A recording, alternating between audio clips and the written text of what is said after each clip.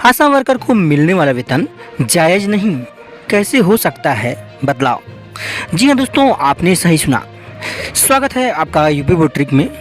आइए आज की खबर पर प्रकाश डालते हैं। क्या है पूरी बातें?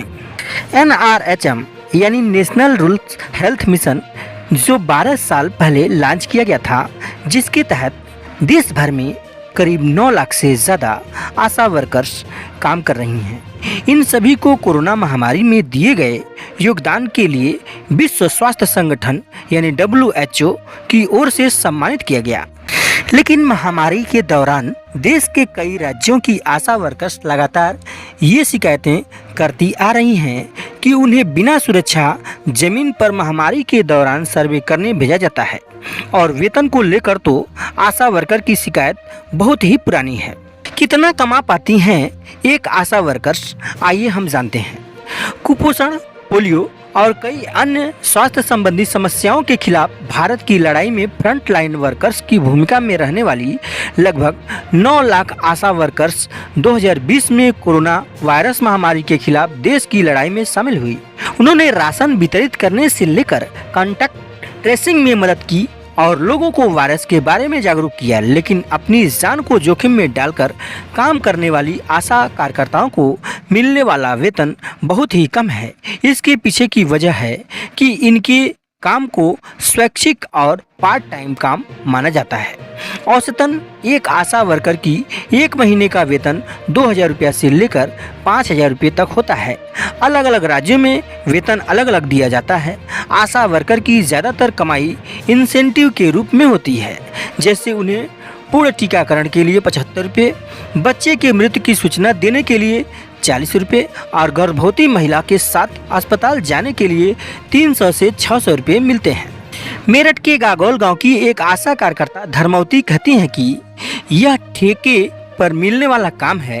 अगर बच्चे के जन्म के दौरान कुछ गलत हो जाता है या अगर महिला उन 9 महीनों के दौरान एक निजी अस्पताल में शिफ्ट हो जाती है तो हम इस पैसे को भी खो देते हैं।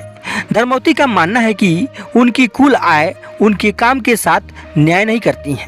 वे यहाँ तक कहती हैं कि एक दिहाड़ी मजदूर भी हर दिन लगभग 400 से 500 रुपये कमाता है। हमें अपनी कोरोना से संबंधित सेवाओं के लिए हर महीने 1000 रुपये मिलते हैं, यानी रोजाना 30 से 35 रुपये। आप ही बताइए, क्या इतना काफ़ी है? आइए हम जानते हैं कि कितनी समस्याओं से गुजरती हैं आशा वर्कर। महाराष्ट्र के कोल्हापुर की ज्योति बाकेवाड़ी ने कोरोना काल में घर घर जाकर लोगों की मदद की, लेकिन कुछ महीनों के बाद वह और उनका परिवार कोरोना के चपेट में आ गया। इलाज के लिए उन्हें करीब 6 लाख रुपए का खर्च आया। उन्होंने अपने गहने गिरवी रखकर अस्पताल का बिल चुकाया। सब होने के बाद उन्हें सरकार की तरफ से सिर्फ 60,000 रुपये का मुआवजा मिला। आशा वर्कर संगठन की कोऑर्डिनेटर नेत्रदीप पाटलिक बताती हैं कि आशा सेविकाओं को कई अजीब अनुभवों का सामना करना पड़ता है। कभी उन्हें गांव में घुसने नहीं दिया जाता है तो कभी घर परिवार से भी दूर किया जाता है। लोगों की सेवा में जुटी इन सेविकाओं को कोई सुरक्षा नहीं मिलती। वहीं पर चंद्रकांता लहरिया कहते हैं, समस्या सिर्फ यह नहीं है कि उन्हें अपनी नौकरी के लिए पर्याप्त भुगतान नहीं किया जाता है, लेकिन बड़ा मुद्दा यह है कि उन्हें राज्य द्वारा दूसरे फ्रंट लाइन कार्यकर्ताओं को दिए गए सुरक्षा की चीज़ें या लाभ नहीं मिल रहे हैं। इसके अलावा उन्हें कभी कभी वायरस की वजह से लोगों द्वारा मौखिक और शारीरिक शोषण का सामना करना पड़ता है। लहरिया ने आगे कहा कि आशा कार्यकर्ताओं की इन समस्याओं का समाधान एक संस्थागत दृष्टिकोण में है।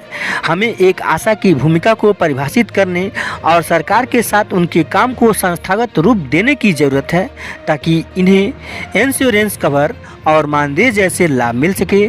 फिलहाल आशा को असाइनमेंट की ज़रूरत के मुताबिक काम पर रखा जाता है और भुगतान किया जाता है। इस दृष्टिकोण को बदलने की ज़रूरत है। तो दोस्तों, इस खबर में इतना ही। यदि जानकारी आपको अच्छी लगी हो तो इसे अपने लोगों में शेयर कीजिए। मेरी आवाज़ पहली बार सुन रहे हैं तो चैनल से जुड़ जाइए। चैनल को सब्सक्राइब करके बगल में घंटी जरूर दबा दीजिए। नमस्कार।